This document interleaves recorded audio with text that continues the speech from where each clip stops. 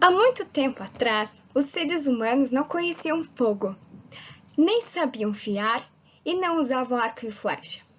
Alimentavam-se de polpa de madeira, frutos silvestres e carniças deixadas por outros animais. Mas foram esses seres humanos pré-históricos que conseguiram colonizar todos os continentes do mundo, inclusive o nosso, a América.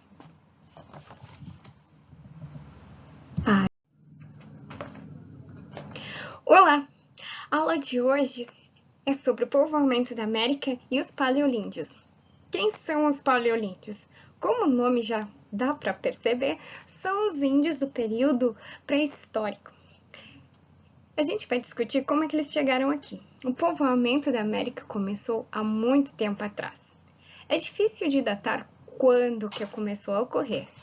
Porém, um dos fósseis mais antigos encontrado no Brasil é datado de 11.000 anos atrás. E se trata da Luzia, aquele crânio que está guardado no Museu de Ciências Naturais, aquele museu que pegou fogo em 2018. Então, vamos ter aula sobre ela hoje.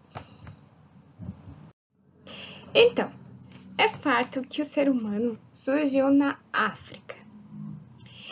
Quando ele surgiu, os continentes já estavam separados, não era um continente só.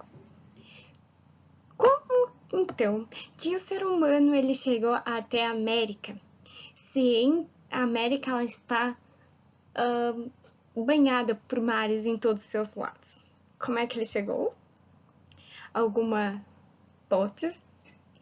Então, existem muitas teorias acerca disso. A gente vai discutir sobre elas.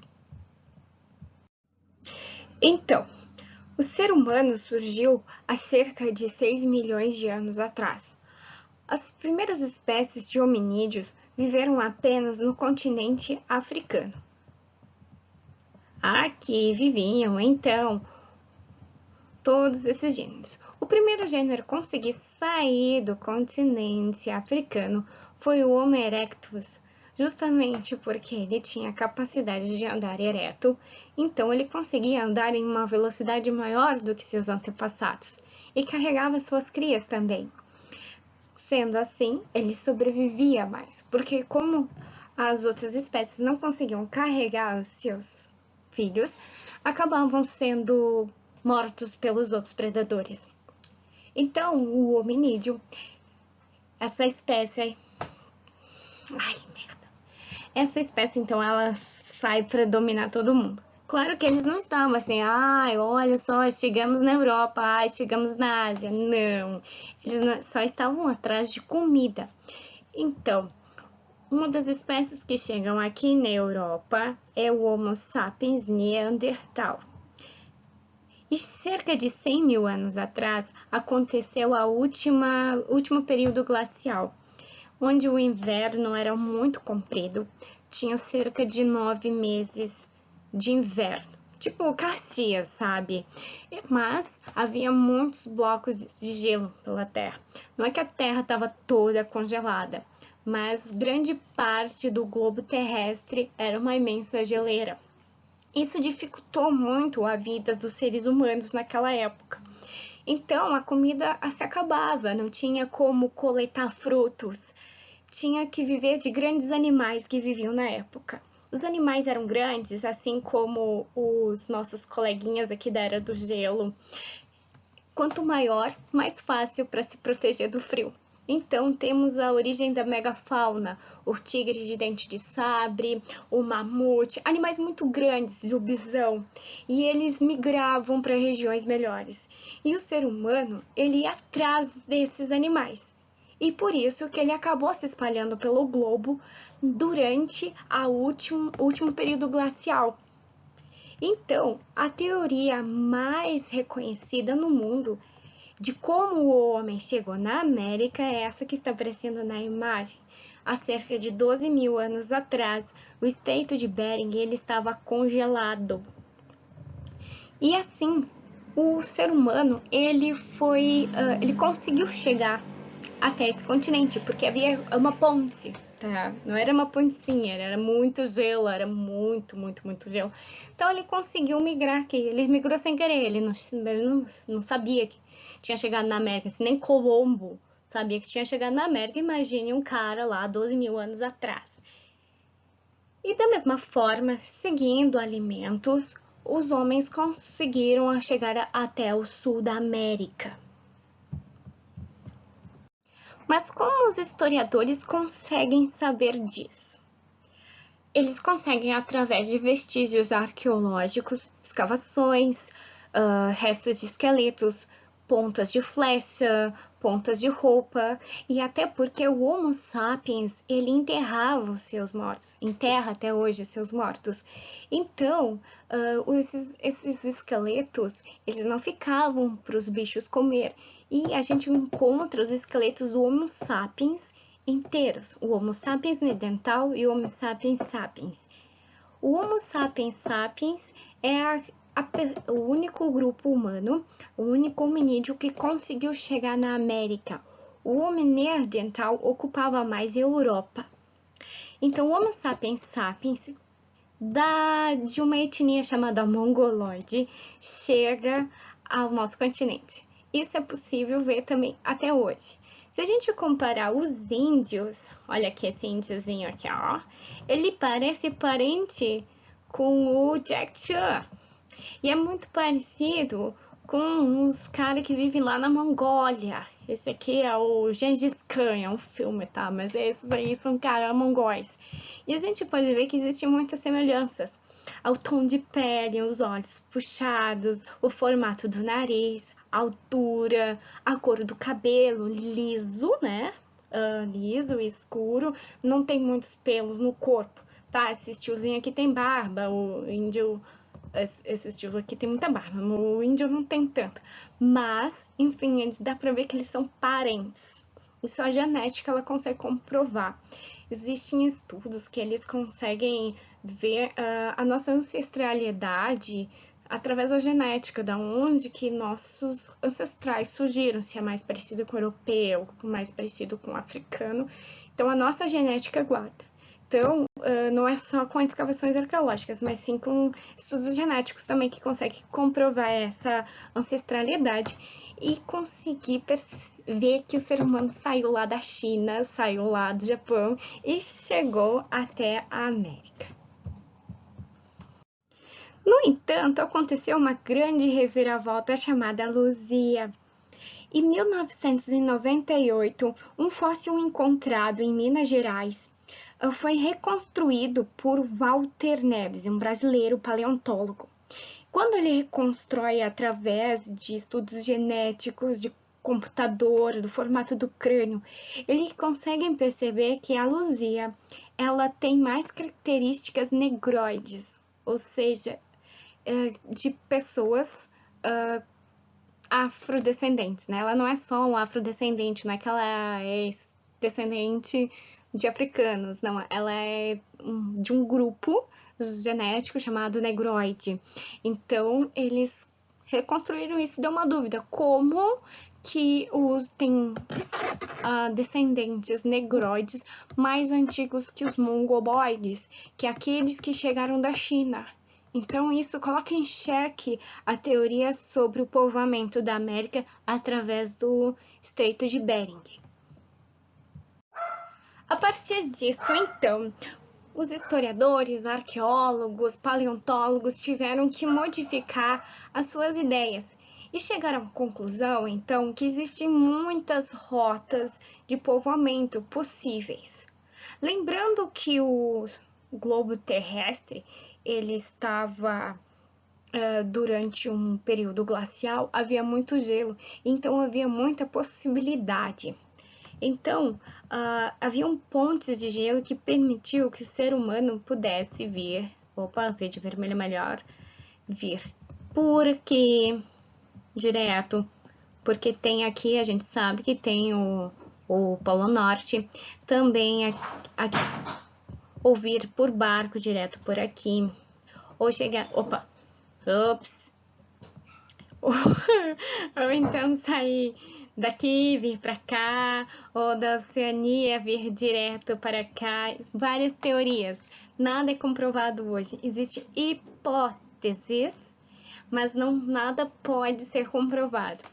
Mas, como tem esse fóssil negroide aqui da Luzia e tem uma datação tão antiga quanto os seres humanos passando pelo Estreito de Bering, existem muitas dúvidas.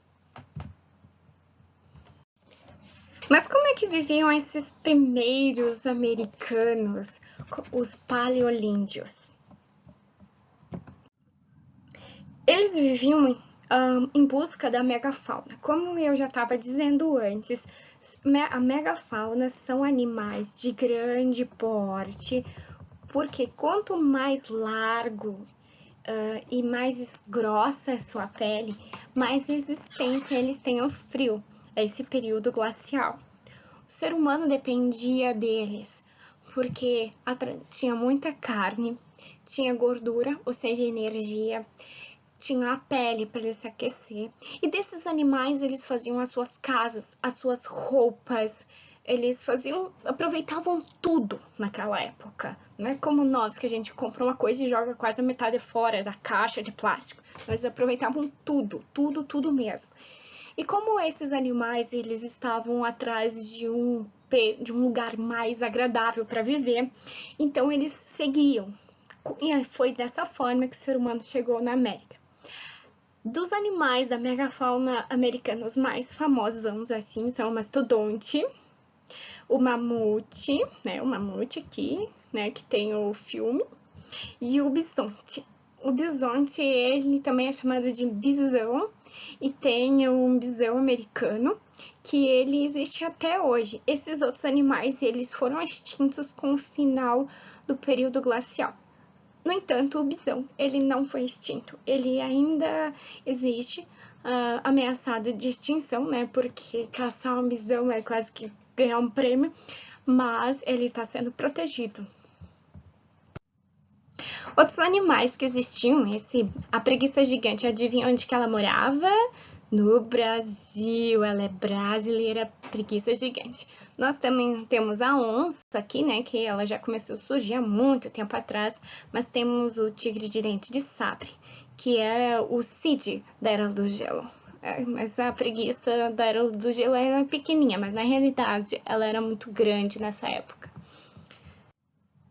Outros animais é o alce gigante, que ele é bem maior que o alce atual. O alce atual pode chegar até 2 metros de altura, mas esses podiam chegar quase a 3 metros de altura. Era tudo gigante, tatu gigante, camelo gigante, formiga gigante. Não, formiga gigante não tinha. Aqui temos uma comparação de seres humanos com esses animais. Eles são bem mais altos que nós, né? Sobre a agricultura. Então, o que eles comiam, o que eles faziam para comer? Então, inicialmente, eles caçavam esses animais. Mas há 12 mil anos atrás, o clima da Terra ele começa a subir a temperatura, começa a ficar mais agradável. E em todo o globo começa a surgir esse fenômeno da revolução agrícola. Provavelmente foram as mulheres que descobriram, pois elas ficavam mais tempo nas aldeias e elas viram onde que jogava a semente, nascia aquele alimento. Então, aqui os nossos antepassados americanos, eles se alimentavam principalmente de milho aqui, que principalmente os índios, eles faziam muita coisa com o milho.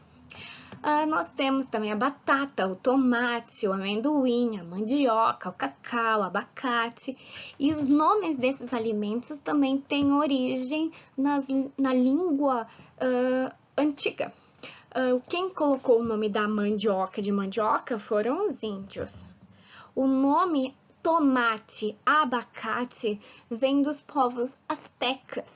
Então, o cacau também era muito cultivado pelos povos astecas e eles serviam até como moeda, né? As sementes do cacau serviam como moeda para eles, né? Para a economia.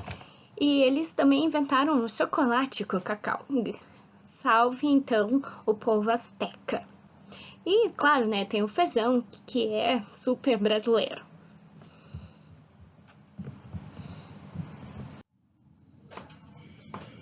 Então, por volta de 3.000 anos atrás, os americanos começaram a domesticar animais. Então, eles perceberam que há 3.000 antes de Cristo, tá? Que dava lá comidinha pro bichinho, o bichinho ficava mansinho, daí ele tava mansinho, vamos construir uma cerquinha ao redor dele. E assim eles foram domesticando vários animais.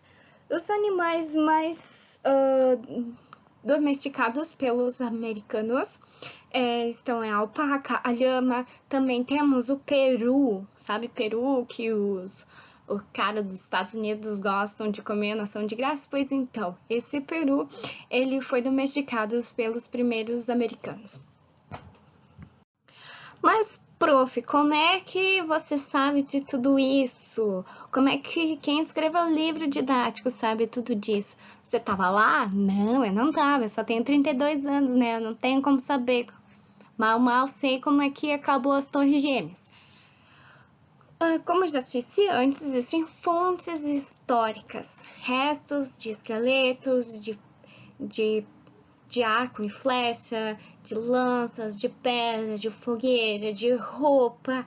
E também nós temos as pinturas nas cavernas. O ser humano, então, não só em caverna, mas também em grandes paredões, eles faziam seus desenhos. Muitos desses desenhos é abstrato ou tem muitos significados, assim.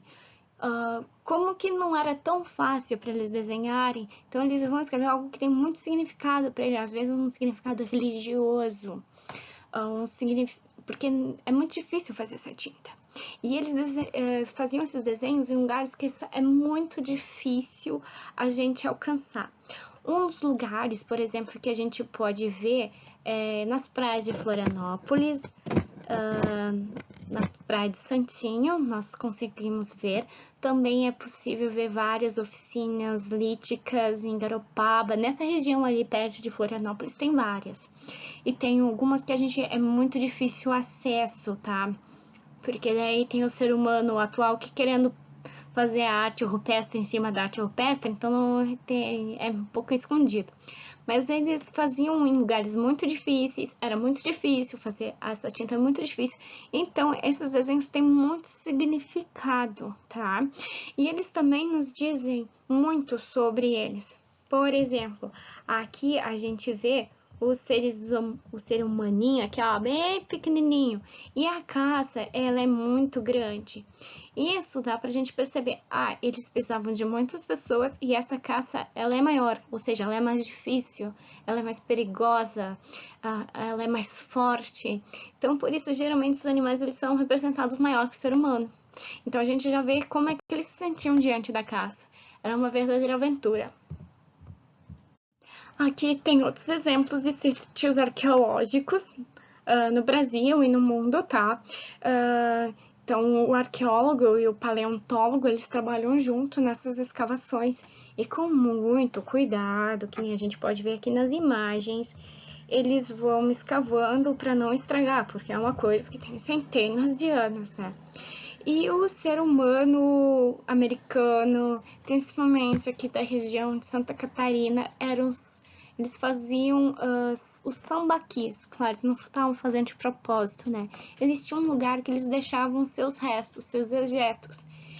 Sempre deixavam ali aquelas coisas, a casquinha do siri que eles comiam, deixava ali. Daí estavam pescando por ali, daí deixava sua ponta de flecha. Dentro de uma rocha específica, então com o tempo ficou meio calcificado isso, porque é uma rocha calcária, então ficou ali meio que cristalizou, virou um bloco gigante que tem os restos de tudo que esse povo se alimentava. E isso é o sambaqui, que também tem em Garopaba. Então, espero que tenham entendido, eu não sou nenhuma youtuber, nem nada, isso pra mim é tudo novidade. Eu espero que dessa maneira tenha ficado um pouco mais fácil de entender. Então, tchau, até a próxima. Qualquer dúvida, manda pelo Google Classroom.